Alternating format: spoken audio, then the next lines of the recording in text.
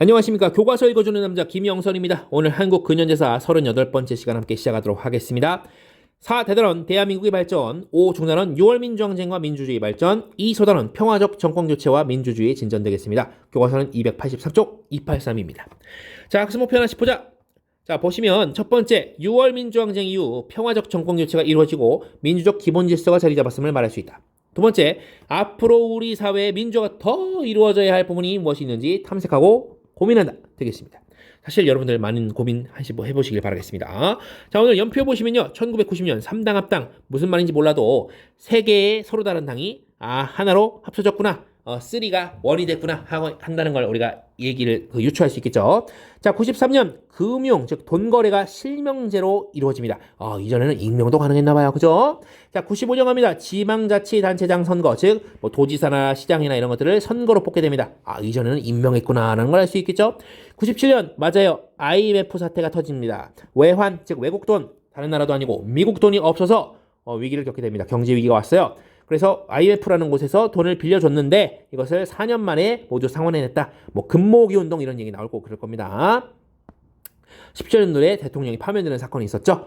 자, 오늘 내용 바로 들어가 보도록 할 건데요. 자, 첫 번째 내용은 대통령 직선제입니다. 대통령 직선제 이게 나올 건데 드디어 국민의 손으로 대통령 선출하다 나와 있고요. 그리고 두 번째로는 YS가 대통령이 됩니다. 근데 YS가 대통령이 됐는데 이 사람 민주화 투사거든요. 민주화 상징이에요. 그런데 이 사람 군인 출신도 아니죠. 근데 이 사람 대통령 된 게 정권교체는 아니다. 왜 그런지 이따 볼 거고요. 끝으로 평화적 정권교체 드디어 나오고 15대 대통령 이후의 이야기를 살짝 보도록 하겠습니다.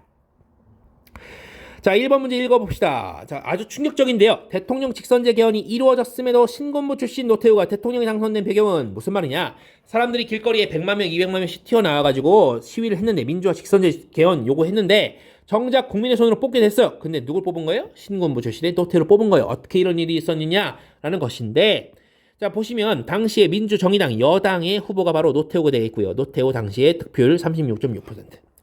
통일민주당에 누구였냐면 김영삼 되겠습니다. YS죠. YS 득표율 28%. 그리고 평화민주당의 DJ 김대중이죠. 김대중 미안해요. 김대중 DJ 같은 경우는 27% 됐다는 거죠.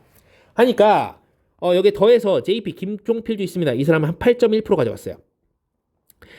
대통령은 누가 되는 거예요? 가장 많은 투표를 한 그죠, 노태우가 당선됩니다. 노태우가 당선되는 거예요. 자, 교과서에서는 뭐라고 설명하냐? 야당 대선 후보가 단일화에 실패했기 때문이다. 28 더하기 27은 55니까 야당 후보가 합쳤으면 됐지 않았겠냐라는 건데 좀 순진한 생각이죠. 여러분들 생각해보시면 야당 후보가 단일화 하든 말든 사실은 여당 지지 세력 36.6%가 있었기 때문 아닌가요? 그 점도 같이 기억해주라는 얘기입니다. 자, 근데 2번 볼게요. 노태우가 대통령이 당선된 이후 겪은 위기와 극복 방법은 하고 나와 있는데 노태우가 대통령이 되긴 했지만 위기가 있어요. 바로 총선과 관련이 있는 거죠. 왜 그러느냐? 자, 총선에서요, 여소야대 정국이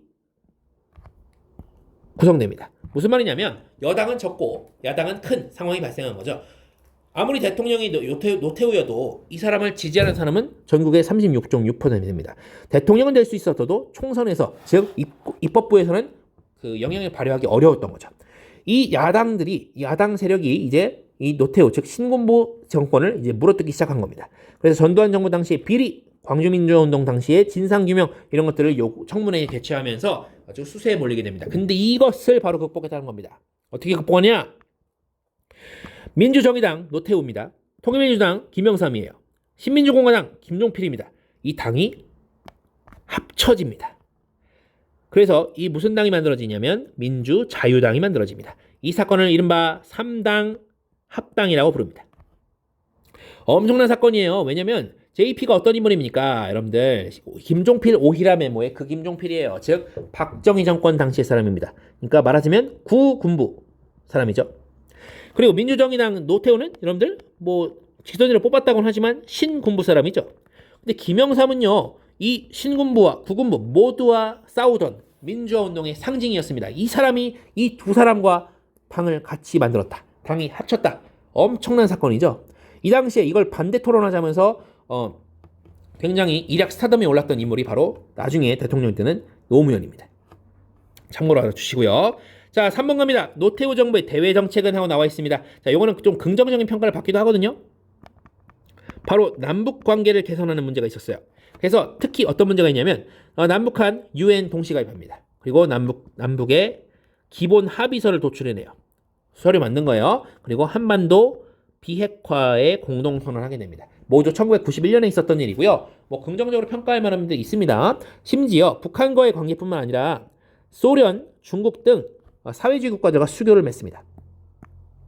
공산권과 대화를 본격적으로 시작한 건데, 물론 당시에 소련은 미하일 고르바초프가 총서기장으로 앉은 이후에 좀 이렇게 기존의 체제가 좀 흔들리고 무너지고 있는 그런 체제였고요. 중국과 수교를 맺을 때는 중국이 조건을 걸었어요. 너 내 손 잡는 대신 쟤네 손 떼. 그렇죠. 바로 대만과 단교하게 되죠.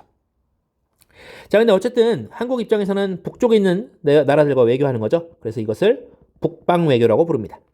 북방 외교, 노태우 정부 당시에 북방 외교 한번 표현 기억해 주셔야 됩니다. 자, 다음에 노태우 다음에 김영삼 대통령이 이어받아요. 여러분들 민주자유당을 만들면서 3당 합당하면서까지 김영삼이 나섰던 이유는 사실 본인이 다음 대통령이 되려는 그런 눈치이기도 했습니다. 그런 계획도 있었다는 거예요. 자, 근데 이 사람이 대통령이 됐는데 이 사람 군인 출신 아니잖아요. 그럼 정권교체 아니야? 라고 오해할 수 있는데 정권교체가 아니라는 거예요. 왜냐하면 3당 합당으로 여러분들 김영삼이 노태우와 같은 당이 됐죠. 정권교체라는 것은 기본적으로 여당과 야당이 서로 입장이 바뀌어야 됩니다. 그래야 정권교체라고 하는데 3당 합당으로 인해서 김영삼과 노태우가 같은 당이니까 정권교체가 아니라는 겁니다. 어쨌든 간에 YS 정부의 주요 정책과 임기말 실책을 좀 볼 건데요. 자, 일단 이 사람들은 뭘 얘기하냐면 사회의 정의를 실현하자, 그리고 경제를 활성화하자라고 하면서 금융 실명제를 실시합니다. 그리고 부동산 실명제도 같이 실시합니다. 라고 해서 각각 단행하게 되고 공직자 재산의 공개 역시 실시됩니다. 이제 막 자신이 재산을 고위공직자들은 숨길 수가 없게 됐어요. 자, 그리고 나서 또 가보도록 할게요. 갑자기 캡처가 나왔어요. 자, 캡처 진행하도록 하겠고요. 자, 95년도에 자, 선거를 실시한다. 뭐냐면 그쵸? 지방자치단체장. 오, 지금 발음 잘 됐어요. 이거 맨날 틀리는 발음인데. 자, 그리고 나서 조선총독부를 건물을 철거하게 됩니다. 그 전까지는 이제 저기 국립중앙박물관을 쓰고 있었대요. 자, 이거는 역사 바로 세우기 운동의 일환이었습니다. 그러니까 조선총독부 경복궁 앞을 딱 갈아먹고 있던 건물을 철거하면서 우리 역사를 바로 세우자라고 했던 것이죠. 자, 그리고 나서 96년 12.12 군사반란 부정축제 등의 책임을 물어서 전직 두 대통령을 구속하게 됩니다. 전모 씨, 노모 씨가 되겠죠. 그런데 버뜩그러나 무슨 일이 벌어지냐면 국민의 대화합을 운운하면서 이 둘을 다시 특별 사면하고 석방하게 됩니다.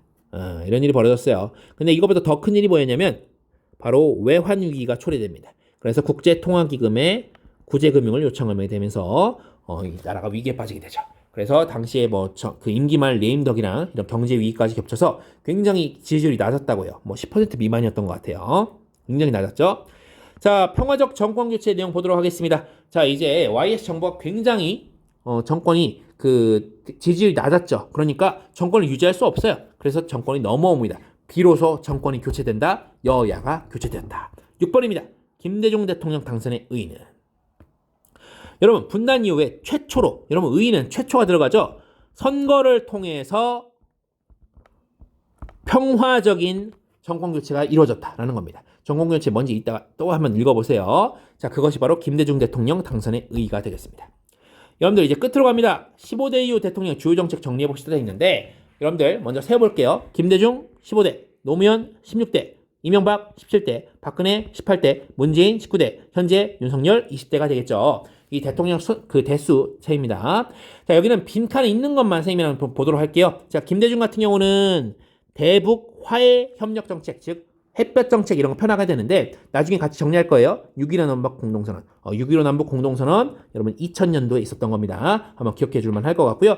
자, 노무현 정권 하겠습니다. 노무현 당시에는요. 정치계와 경제계가 서로 유착관계 갖는 거 단절시키겠다. 그리고 권위주의 청산하겠다. 그리고 끝으로 서울지방균형발전을 위해서 행정수도를 이전하겠다. 이런 얘기를 하게 됩니다.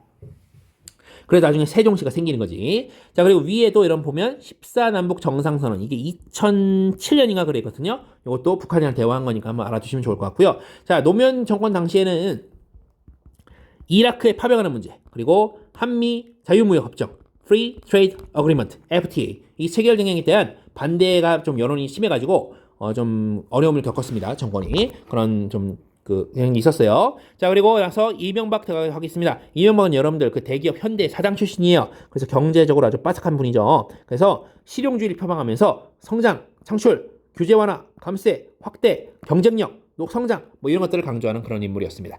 자, 오늘 수업은 여기까지 하도록 하겠습니다. 대단히 고생 많으셨습니다.